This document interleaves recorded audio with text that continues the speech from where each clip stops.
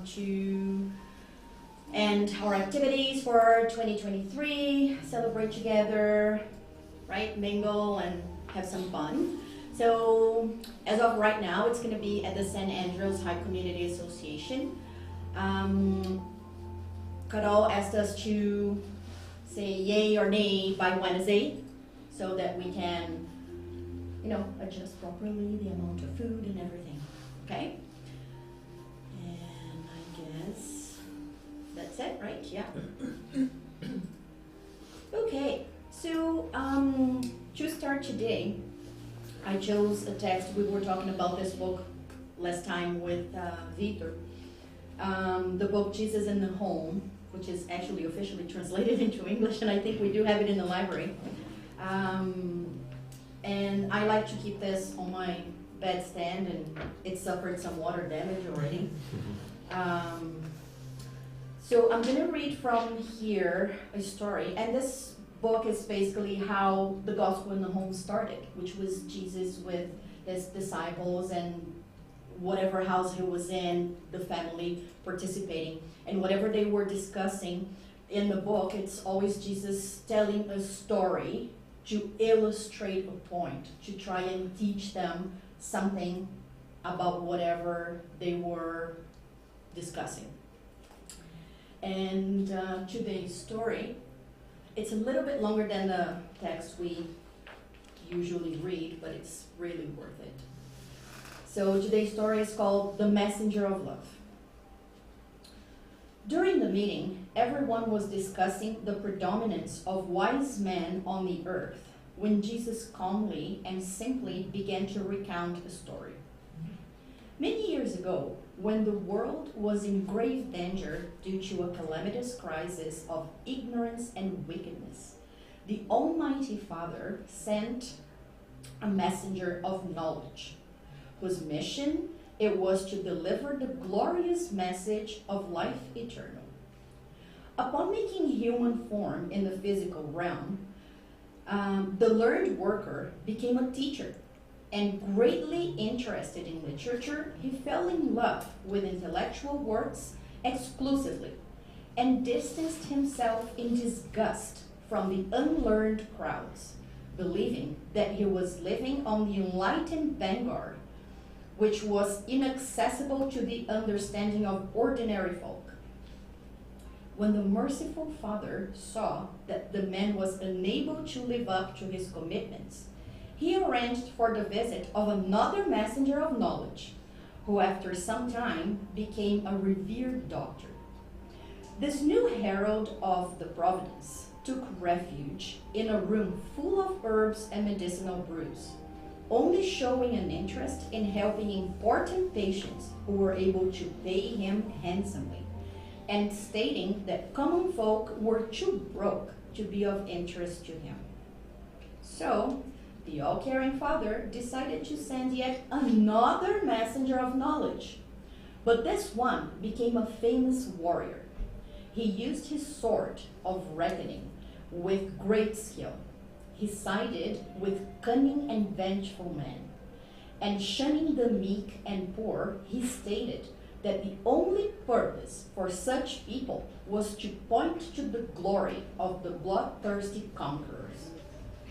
Saddened by so much failure, the Supreme Lord sent yet another missionary of knowledge, who soon became an excellent musician. He confined himself to rich and lavish halls, composing music that intoxicated ephemerally happy people's hearts with pleasure, and he vowed that the populace would not seduce his abilities, which he believed to be exceptionally advanced for his time.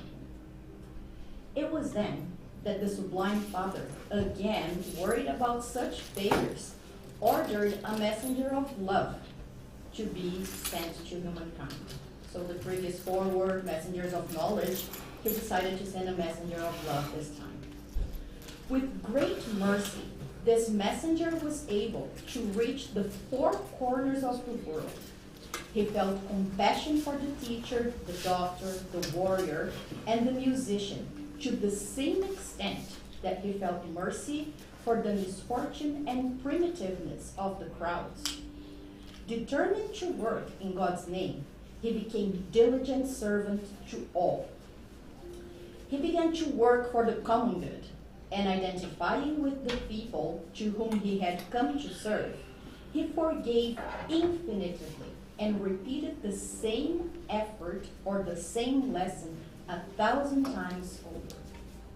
If he was humiliated or persecuted, he tried to see the offense as a beneficial challenge to his ability to perform, regenerating deeds so that he could bear witness to his trust in the Father who had sent him. In order to love his brothers and sisters in struggle without holding back, many times he was compelled to pray for help from heaven when faced with the claws of slander and sarcasm. Nonetheless, he found in the lowest of manifestations of human nature even more reasons to dedicate himself with more fervor and to better his fellow beings who had yet to come to know the grandeur and sublimity of the benevolent Father who had given them life. Thus it was that by making himself the least of all, he was able to light the renewing flame of faith and pure kindness in the hearts of earthly creatures, uplifting them to the highest level, thereby winning a complete victory in the divine mission to which he had been entrusted. There was a slight pause in the sweet words of the Messiah, and in the light of the calm that had spontaneously come over the noisy room of a few minutes ago, he concluded with an expressive tone in his voice. Education and sanctification represent inseparable forces of the Spirit's glory. Knowledge and love are the two wings of the angels that have reached for the divine throne. But far and wide, those who love are far ahead of those who merely know. So let's do our initial prayer. Let's close our eyes. Take a deep breath.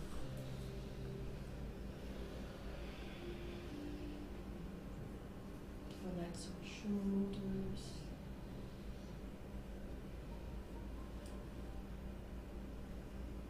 And let's concentrate our thoughts, our hearts, in this place, physically and spiritually.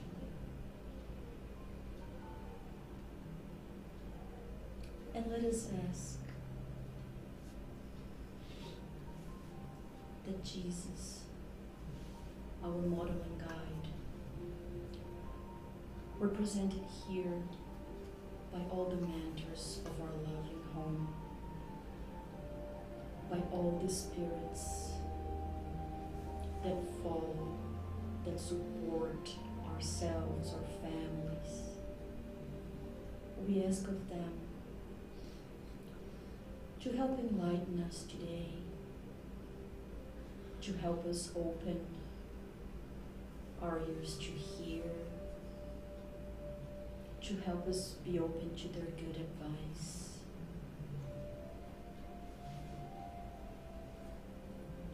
We ask that today, just like every day, we may be tools for the good, for God's divine law. May we let that law, all those laws, touch our hearts, and may we be able to at least a little bit try and exercise them to become better today than we were yesterday, and better tomorrow than we are today. So be it. Okay. I love it. There were barely any chairs left. Yay. Okay. So, I had promised to continue talking about the Parta technique. Soninha, our lovely friend, spoke about forgiveness last week in Portuguese. So, because it's a technique that can be used to develop any virtue, we're going to go with love today, which is, I think, great, mainly if we're talking about loving our neighbors as we get close to Christmas, the whole, Christmas spirit and all that. I think it goes well. This presentation is mostly based on this book, Convites Terapêuticos de Jesus, Therapeutic Invitations from Jesus, free translation, by Renata. And it's specifically chapter 2. So this book talks about several invitations from Jesus. So chapter 2 is invitation to love, but there's invitation to learning, invitation to the Beatitudes, quite a few very interesting invitations. So today we're gonna, Christmas trees right from me. So today we're gonna try and touch on this invitation to love our neighbors as ourselves. So we're gonna try and understand, is it possible? If so, how can you get there? When we think about the Bible, when we say Bible, what's one of the first things we think about? Jesus.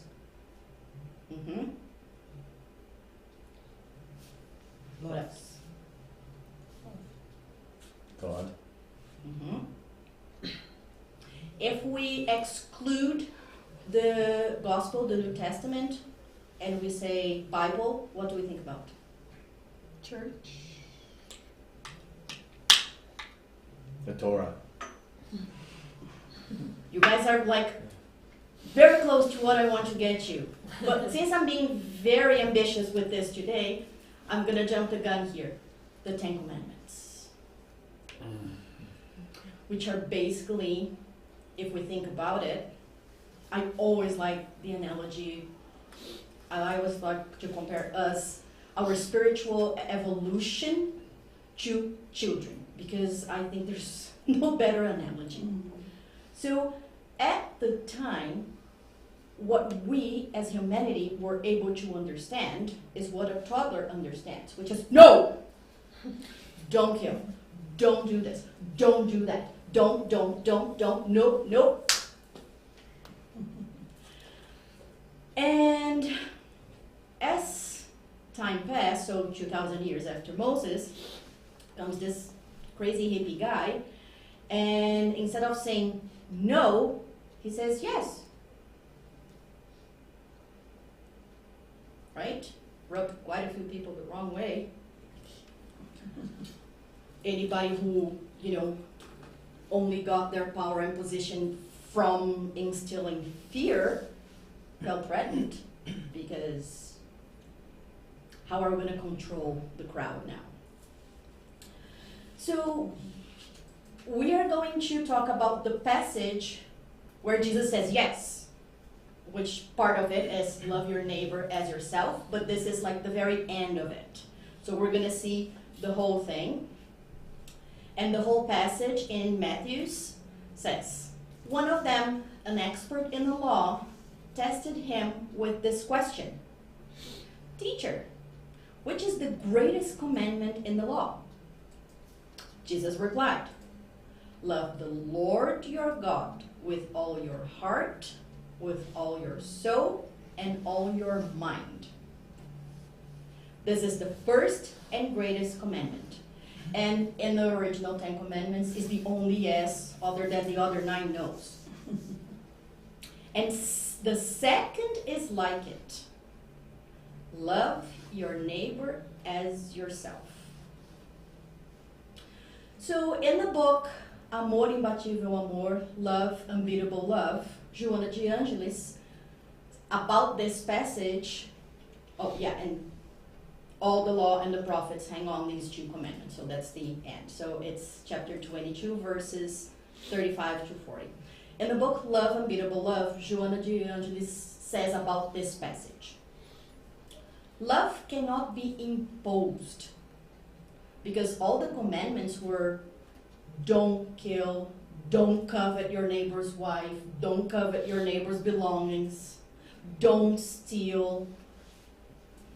And then Jesus says, love God, your Father, with all your heart, your mind, and your soul. And then Joanna says, but love cannot be imposed, but developed, trained, when it doesn't happen spontaneously. Do you think that's possible? If you love, you love. If you don't, do you think it's possible when it doesn't happen organically, which is the pretty word nowadays, when it doesn't happen organically, naturally, do you think we can train ourselves to love? Do you think that's possible? Yes. Are you answering yes because it's kind of the obvious answer? The synthesis proposed by Jesus around love is one of the most beautiful psychotherapies known to man. Love God above all things and your neighbor as yourself in a harmonic trilogy. It is possible, and Joanna is going to tell us how that's possible. Because it is impossible for man to fully love God since they find it difficult to understand the absolute, right? We don't quite understand God. We have that instinctive feeling of his existence, but we don't truly understand what God is. So how can we completely devote ourselves and love something that we don't even understand? They fulfill this need by inverting the order of the teaching, loving themselves first in order to develop the abilities that are latent within them. You know, latent, like it's a seed in there. It's sleeping, just waiting to be awoken. Growing towards loving their neighbor, a natural result of self-love, because that neighbor is an extension of themselves. And finally, loving God in an incomparable transcendence in which love surpasses all other emotions and is responsible for all other actions. Free translation by myself. Okay, so what is Joanna proposing here? The path to loving God. Yes, but when Jesus says love God your Father above all and your neighbor as yourself. So Jesus said God, your neighbor, yourself. So what is Joanna telling us? How do we get to God? Go backwards. Exactly. Start from the end and then work your way up. Why is that? Can we give something we don't have? If I don't love myself, how can I love someone else or God? Right? So here she proposes to invert the order, starting from ourselves. And what does it mean to love ourselves? Think I'm the greatest, I'm the best. To be kind to yourself. And to accept all the imperfections and the flaws. And I think talking about ourselves, when you ask that question, is it possible to learn? That is how we think it's possible. Just starting with ourselves, because we know our own flaws and our own challenges that we all have, and knowing that how to transcend those and how to accept and be kind to ourselves and go take a step at a time. Mm-hmm. That is, and as you saying, yeah, I understand this about you, Luis. Yeah, I love that about yourself, about myself, right? Mm-hmm. So that is for me a good example how love can be learned and developed. Okay. And how do we get to be kind to ourselves? Just pat ourselves in the back and we're fine? self-knowledge, right? We need to learn what is wrong about ourselves and how can we improve. Jesus said, love God from our minds, knowledge, heart, feeling, and soul, living, experiencing. What?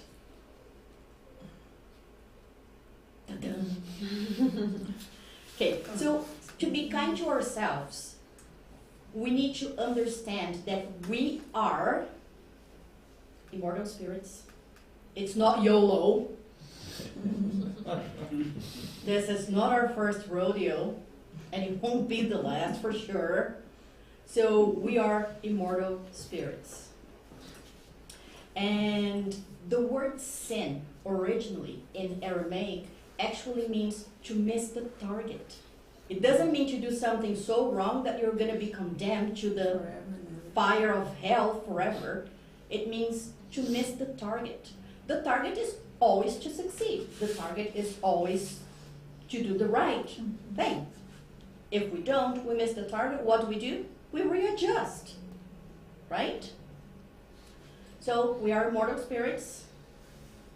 We've been doing this for a while. We'll keep doing it for a whole lot. Well, actually, we'll keep doing this forever, in the sense that we don't cease to exist. We had a beginning, but we don't have an end. Hopefully, we'll get better at this. Feeling that we are God's children. If we feel abandoned by God, if we feel there's no purpose for being here, if we feel like existential emptiness, like I don't belong in this universe, it's impossible to be kind to ourselves. And finally, feeling like we are apprentices of life. Right? Jesus was the master. He came to teach. We're here to learn. We are at a certain point that we might be able to help somebody who hasn't got to the point we are, but we still have so many masters ahead of us. So we are apprentices. And like these three feelings, these 3 bullet points there, are what's going to help us be kind to ourselves.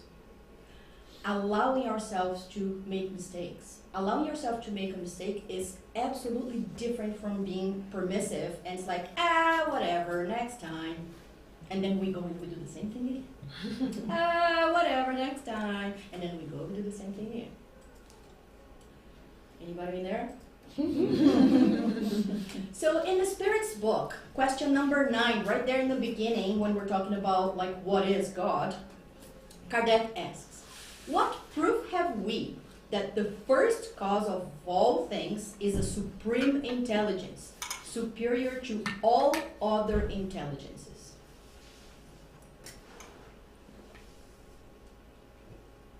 That's a tough one. Nobody's going to remember this. The Spirit's answer. You have a proverb which says, the workman is known by his work.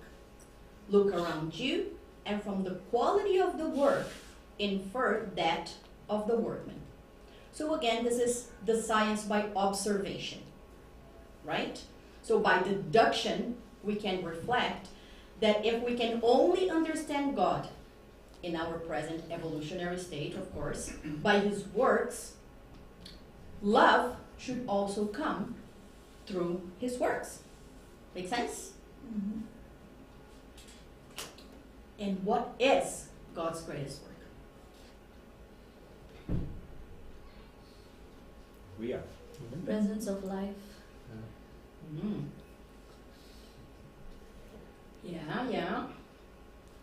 But I think we're talking about something even bigger than that, in the sense of what rules the whole entire universe, regardless of anything. Love. Love is Love. one of them. You define laws? Yes. And why is it his greatest work? Because again, it presides, it rules over everything. Like the divine laws also include chemical laws, physical laws, metaphysical laws. So it's not only, we tend to concentrate on the moral laws because that's what we're trying to develop, the virtues to go with each law. But we need to remember that God created the divine laws, the rules that command the universe. And anything under God is subject to those laws. That's the most perfect thing ever, are those laws. So, the divine laws. And what is the greatest law of all?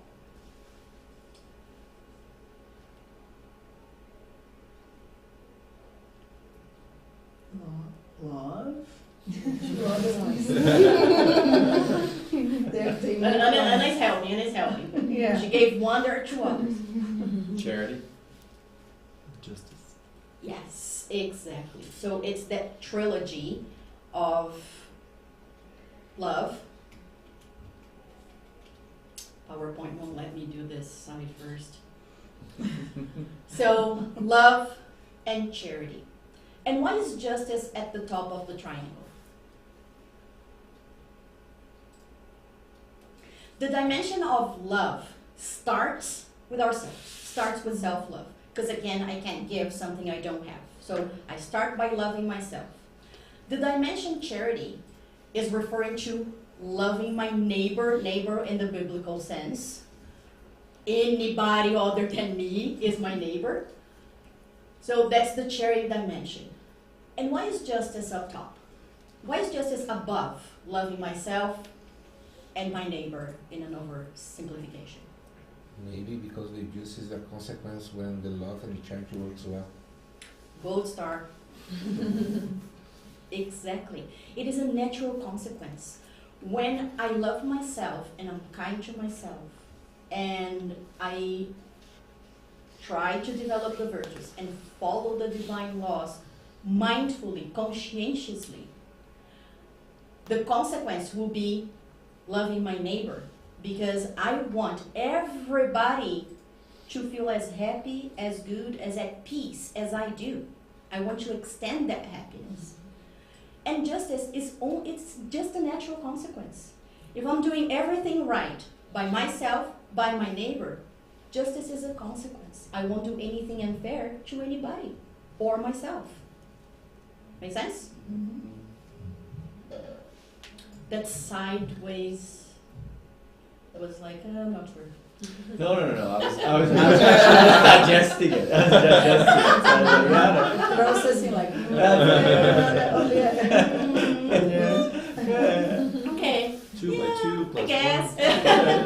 1. I guess. Okay. So, and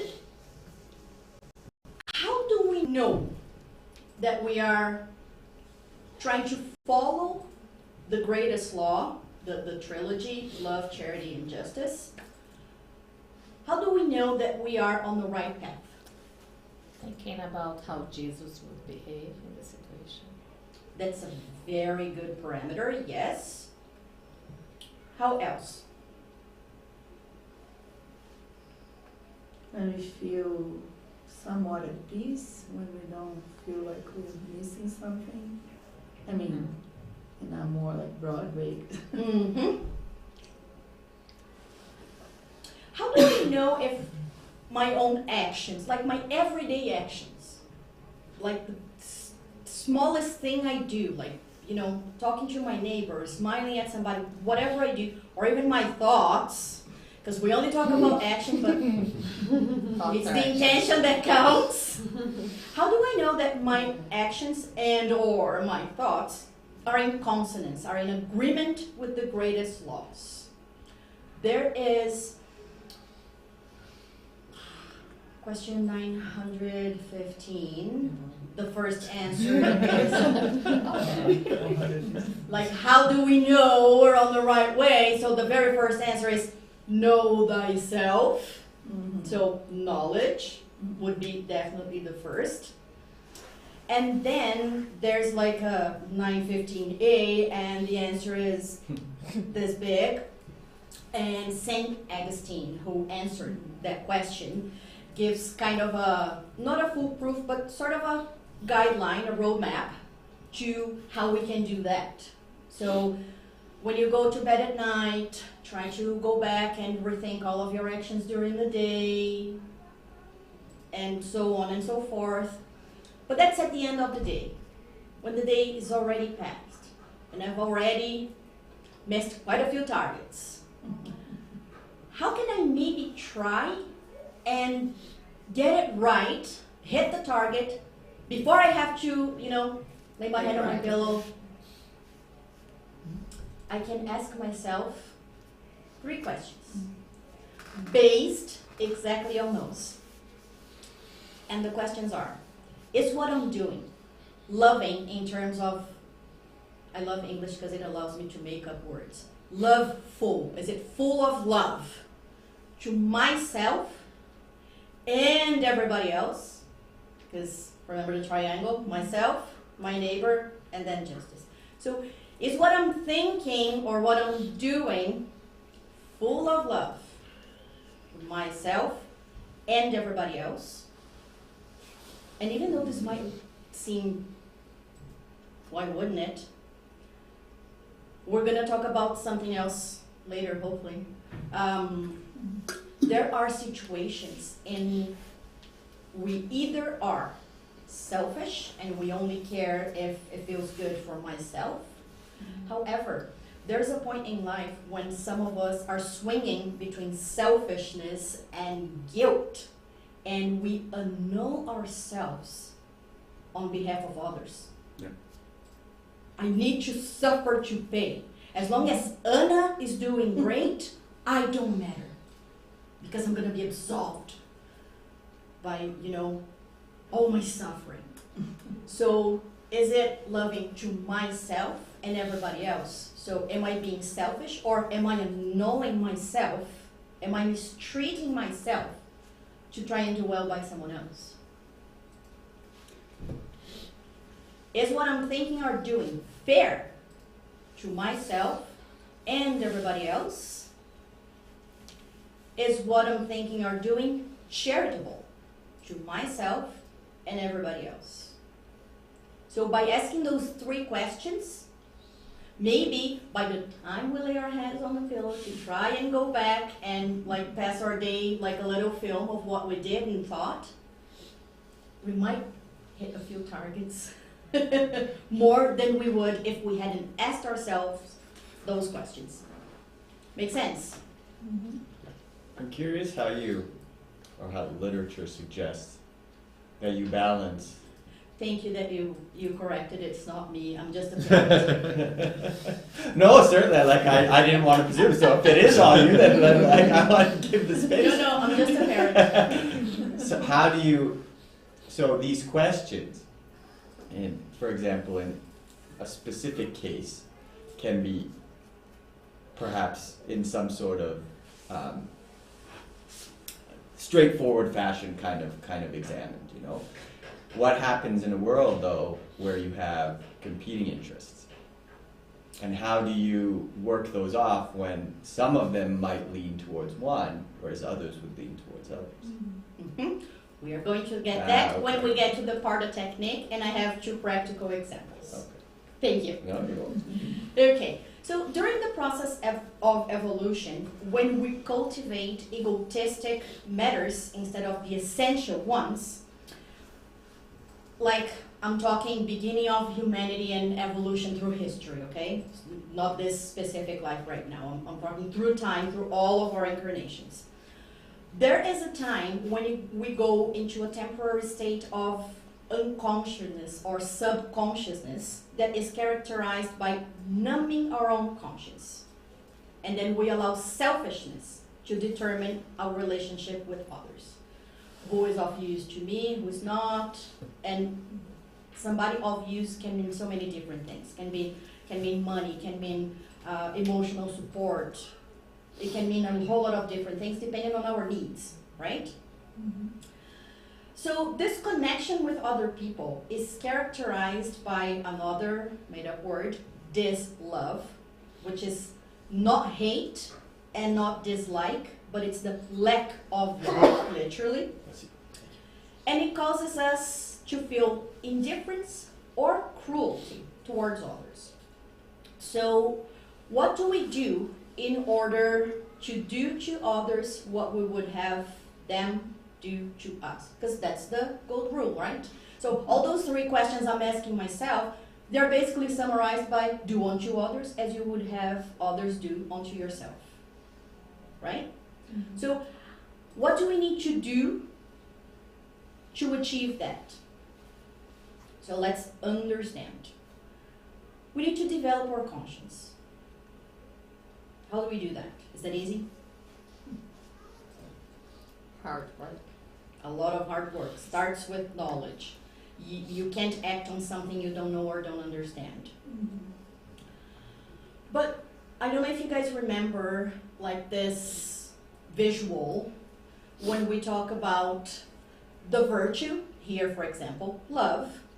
Then we have the evident face of the ego, dislove, which is really evident, and it can be characterized by hate, annoyance, anger, like all these negative feelings that would go against the virtue of love. And then we have the pseudo-love. Looks like it, but it isn't. Might even feel like it for a bit, but it isn't. So this is when the point where our conscience went numb and we're like, either I care, I don't care, I feel guilty, what do I do? That's when the whole development of the greatest law went south. Because what happens in each of those other two, the dislove and the pseudo-love? Dislove. Dislove is characterized by either cruelty, which is violence, disrespect, revenge, aggressiveness, resentment, hate. It's when I am mean to someone, I might even like it because they deserve it. Or, at another moment, it could become just indifference. When I get tired of hating that person, when I get tired of, doing whatever I can to put them down, I'm like, got tired, don't care anymore. And it's characterized by passiveness, not caring about could have been to other people. Not my problem. Not my monkey, not my circus. And after being like a pendulum between cruelty and indifference, at a certain point, when we start to develop our conscience, we end up with guilt. Conscience anxiety. This means anxiety of the conscience. So when I finally realized that both cruelty and indifference, I'm totally missing my target, I'm like, oh shit. Now I want to compensate. So it takes me from either cruelty or indifference to trying to make up for it so bad that where am I going to end up? In the pseudo-love. Because I'm going to feel the obligation to love my neighbors because I was so cruel or indifferent that now I have to fix this. And I'm going to feel like I'm obliged to love them. And that's the masked face of the ego. So I feel pity, like I want to solve their problems. I want to carry them, sit them on my lap and, be nice to them. And that's the point where sometimes we annul ourselves on behalf of others. But is the way that can start? We've been there like so many times, like back and forth, but it is a vicious cycle. So how do we break the vicious cycle? Even if that's a start, how do we go from the pseudo-love to the actual love? Thank you, Flavio. Give me the perfect link. Pseudo-virtues are a lot easier to develop than the actual virtue, of course. a lot easier. I just sweep all the dirt under the rug, and now I am a saint. You talking about this one? Yeah. Yeah. It's easier too. Yeah, it's a lot easier to feel obliged to pretend that you love. It's a lot easier to volunteer at whatever, the drop-in center, let's say. It's a lot easier to volunteer at the drop-in center. On my way to the drop-in center, I'm calling those people all the possible names I can, but I'm thinking,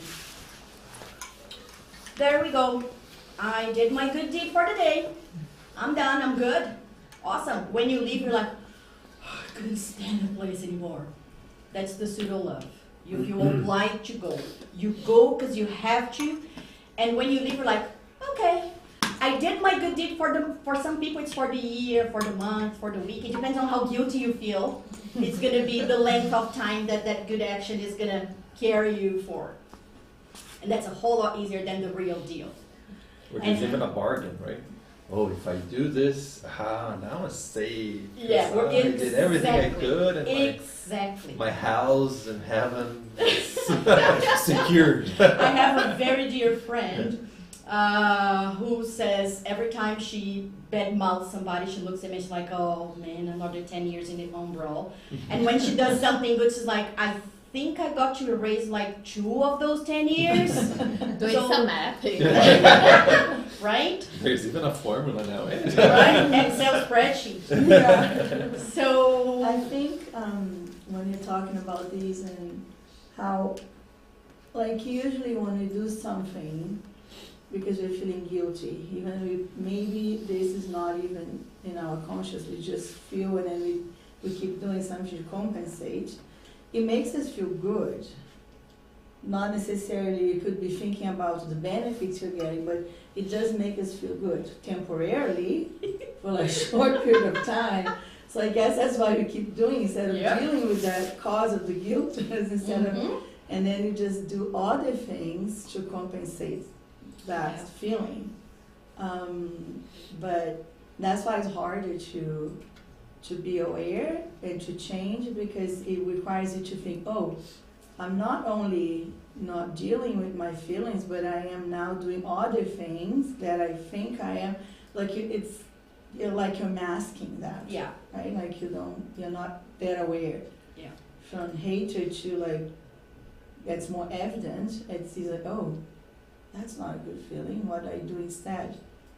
Well, I guess we're going to talk about that next. Yeah. And again, that's why in the diagram, this love is closer to the virtue than the pseudo love, because the contrast is a lot easier to notice than the pseudo virtue, because it looks like it. So you convince yourself that it is, and you move on to binge watch Netflix, and we're fine, right? I'm okay.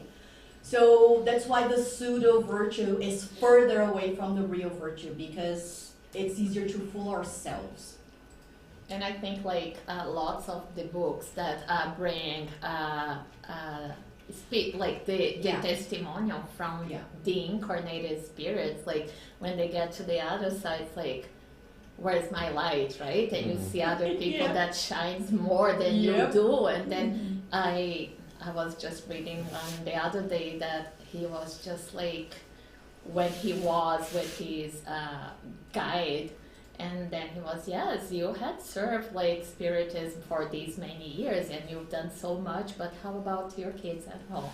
How about your wife that you didn't stand and you were like, oh gosh, I'm trapped in that? How about all the reformation? Like, have you actually been walking the walk, or you redeem and you work with so many other people, but like you're not working on yourself too? Yeah, so I was like, doing charity and just like serving bread or giving soup and saying, this is charity, guys, go ahead. Like, you're doing the act, but you're not. Did my good deed for the year. Charity, come on. And then you get to the other side and you go like, oops. Okay, so there are so many ways that we can use. There are many techniques and stuff, but like I said, I'm a huge fan of this one because this one works for me, so that's why I want to share. And we talked briefly about it, so I'm gonna go through like what each one means fairly quickly, if it's okay with everybody, and then we can talk about the practical examples. Mhm. So first phase, P for perception or acknowledgement. So the moment I realize I'm missing the target, A for acceptance, R for reflection, D for decision, A for action. So perception. Perception is the first step in the process of changing because we can't change something we don't realize. It's the stage of self-awareness. It's important to pay attention to the following issues. One, this perception is supposed to be kind, free of right or wrong judgment. So like, don't hurt yourself. It's the difference between regret and remorse. Like, understand that it was wrong and that it can be done right, but you don't need to hurt yourself because you did wrong. We have forever to get it right. And it's necessary to understand the difference between your idealized self and your real self. We always think we are, no, that's not right. Depending on the person, we can think we are better than we actually are, or we can think we are worse than we actually are. So trying to understand the difference between the person I think I am and the person I really am. And for short, what we really are is God's children. We are good in essence. It's a little seed that is there sleeping, just waiting to sprout and grow. Acceptance. So I realized I missed the target. I can either ignore it and go on binge watching Netflix, or I can stop to think and accept. So after perception, we are invited to fully, lovingly, and unconditionally accept the egotistic or egoic movements responsible for our limitations. Acceptance is a proactive virtue that requires the exercise of humility. And this is the difference between, whatever. What can I do? It's past. There's nothing I can do about it. That's permissiveness, not acceptance. In order for us to recognize our limitations, it's necessary to accept that we are still imperfect. Therefore, it's necessary to exercise humility and compassion in order to accept our own limitations. Important. What can I do to change my limitations? So there's a whole chapter in another book called Jesus Model and Guide of the Family that tells us what we can do to change our limitations. Stay tuned. Reflection. It's the stage of the process we will be answering the previous question. What can we do to change? We are invited to reflect fully and consciously or mindfully upon the questions or matters we realized in the perception stage, upon our self-judgment, perfectionism, self-blame, excuses, and mental laziness and moral laziness that we insist on feeding. Decision. After reflecting, our own conscience invites us, if we're doing this right, our own conscience invites us to make a decision about what to do to start working on re-signifying or giving a new meaning our egotistic or egoic movements. Resignification requires a firm decision towards making all necessary efforts to gradually replace the egotistic movement we are working on with the loving essential movement. Due to the hard work it takes to carry out the change of habit, we are invited to develop strong and determined willpower towards change. Because, oh man, is change hard. Finally, action. Once we've made the decision to change, it becomes essential to consciously act in order to slowly and gently replace the egotistic movement with the proactive essential movement. the action of changing will go through 4 stages. So, slowly and gently replace. There is no law of sudden perfection, of By sudden improvement. By Yes. tomorrow, please. And thank you. Deadline. We would like that Yes. very much, but that's not how it happens. When is my deadline to become fair? Okay. So, and we also talked about these 4 phases last time. So, the action or the change, we go through these 4 phases, and I think most people we can identify ourselves in all 4, in the first 3 stages. First stage, the acknowledgement of an egotistic or egoic movement we are working on appears after its manifestation. It's a learning accomplishment stage where we learn from our mistakes. So I only realized after I missed my target. After I yelled at my child, after I threw the snow on my neighbor's driveway because they annoyed me, and so on. But it's only after, when I'm lying my head on my pillow, because I didn't ask myself if my actions were loving, fair, and charitable to myself and my neighbors, literally, I only realized after. Second stage. It's the perception that starts during the manifestation of the egotistic movement, making it possible for the individual to analyze it better in order to overcome or even change it. So after a couple shovels, I'm like, this is not right. I can either finish shoveling, or I can go back there, shovel those 2 back, and maybe even shovel his sidewalk. Not the driveway, because it's Too much. but I can be but I can be a snow angel and shovel their sidewalks. Right? Yeah. Third stage. Perception starts before the manifestation of the egotistic movement, making it possible for the individual to choose not to do it through proper use of free will. So, an example. A practical example. I don't know. It's Christmas time. A family member has either made me really annoyed or angry or has truly hurt my feelings. After I go through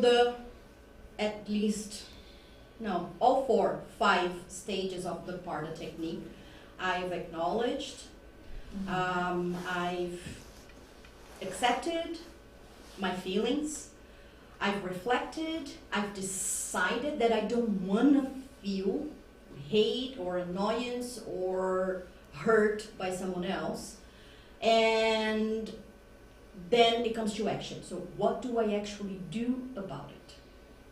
So one thing that is suggested in the book, Therapeutic Invitations from Jesus, because there's a lot of therapy stuff in there to go with the title.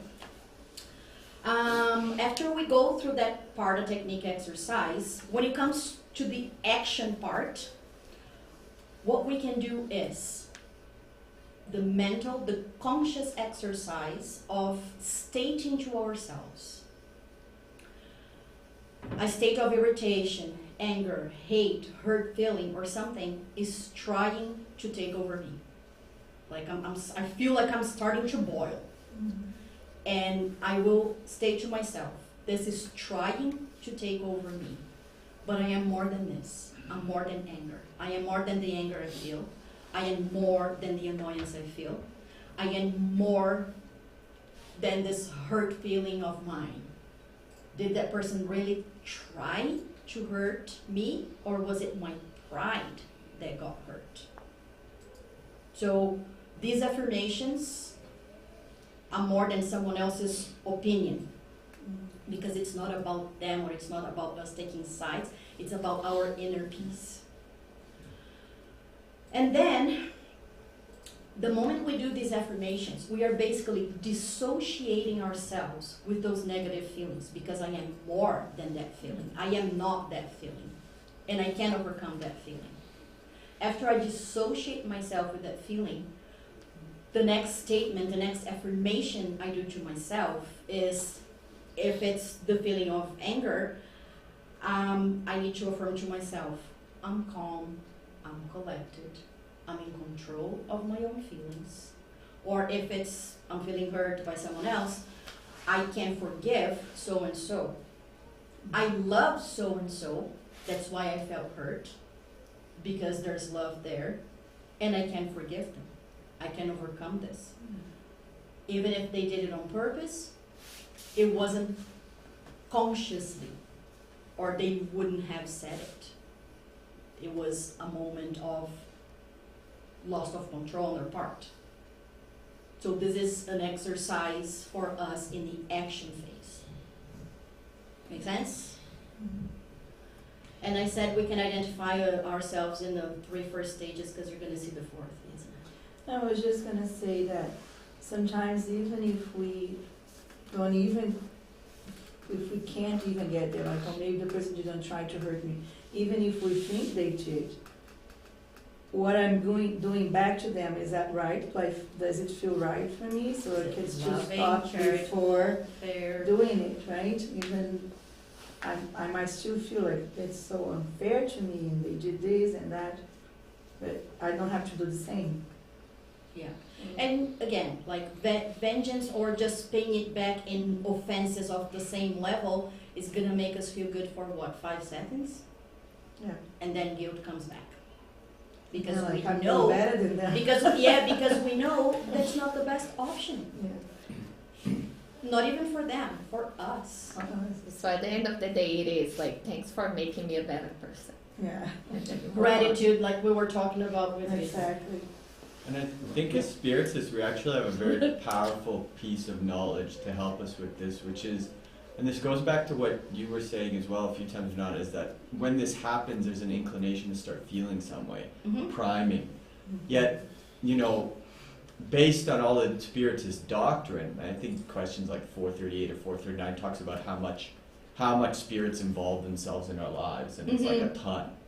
And typically the normal way to think about that, or the way they talk about it a lot, is that they put ideas into our heads.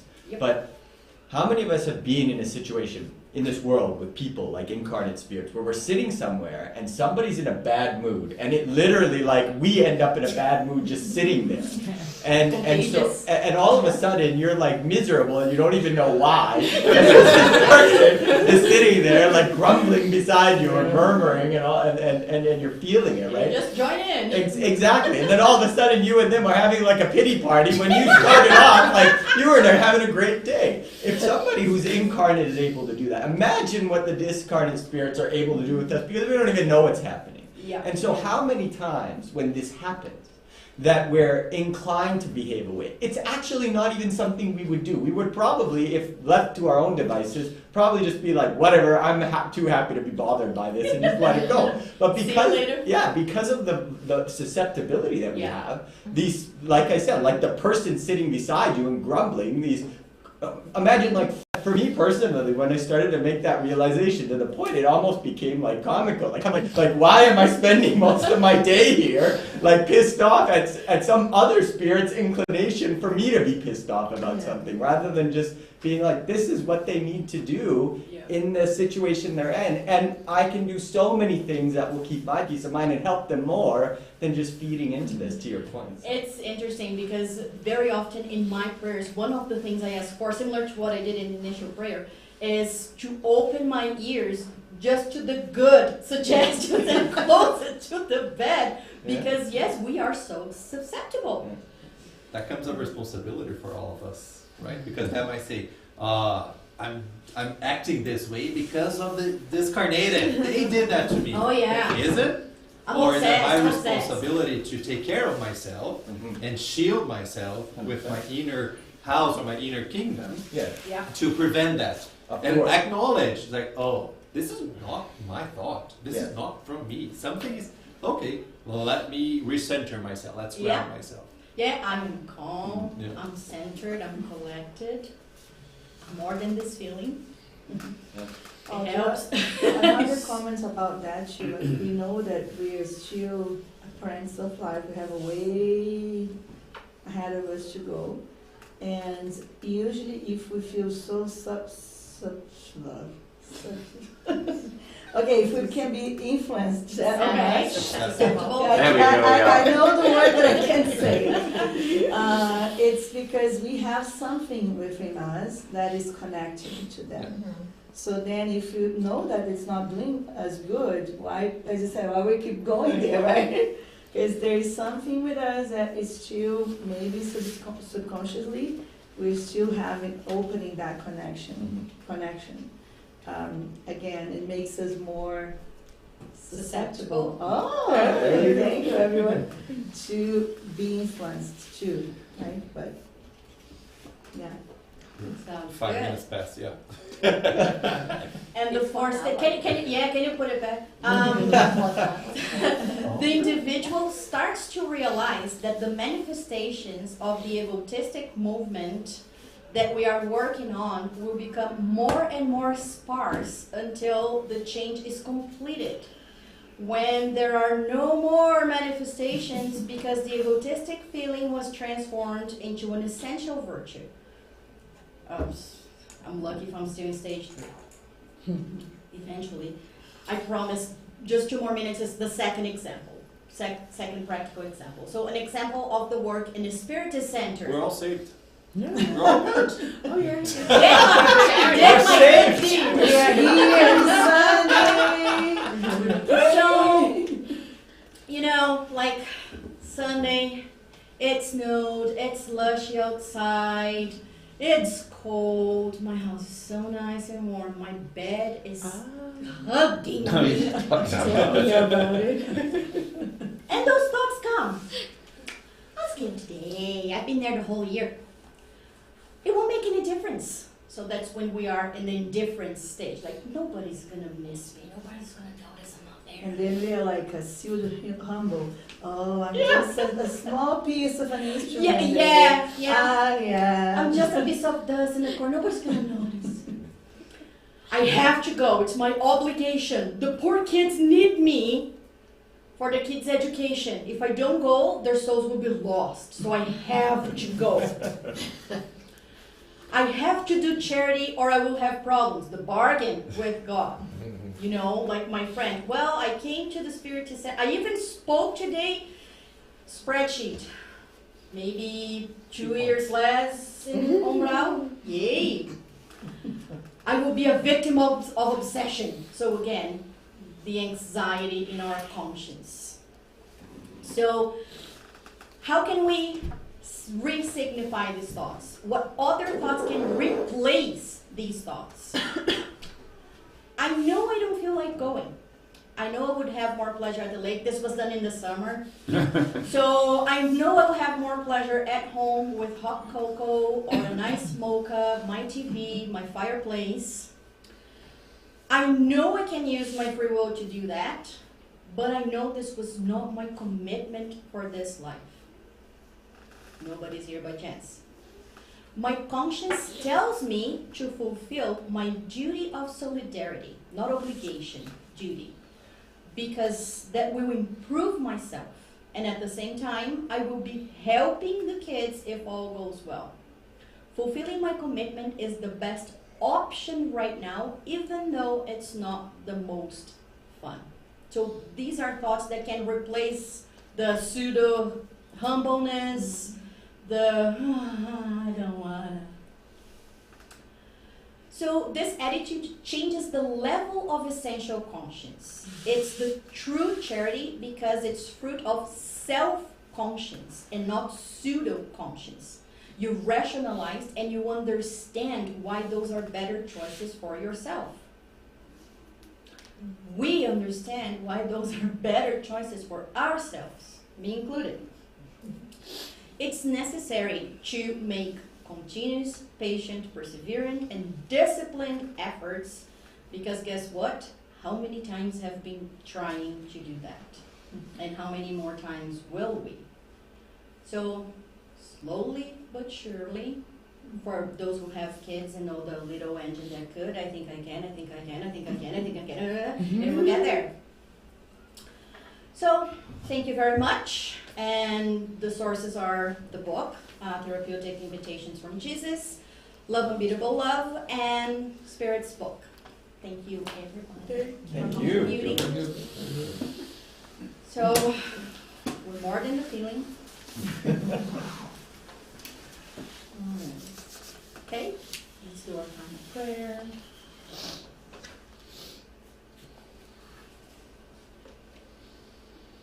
Dear Master Jesus, dear Father of infinite mercy, of infinite love, and the mentor of our house, we thank you for one more Sunday here together. We thank you for this priceless opportunity to learn together, to exchange experiences, to try and support and help each other on this journey.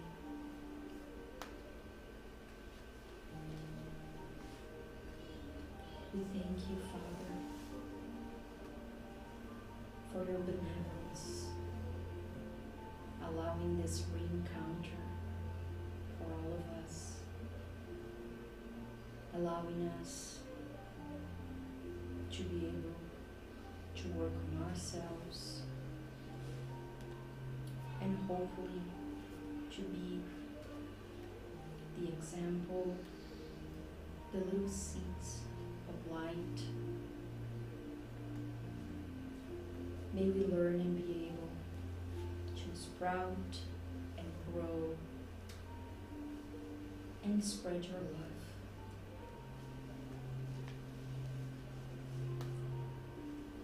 May we all have a blessed rest of our Sunday and a blessed week. Hopefully being able to practice our virtues in order to fulfill your universal laws that are so perfect. So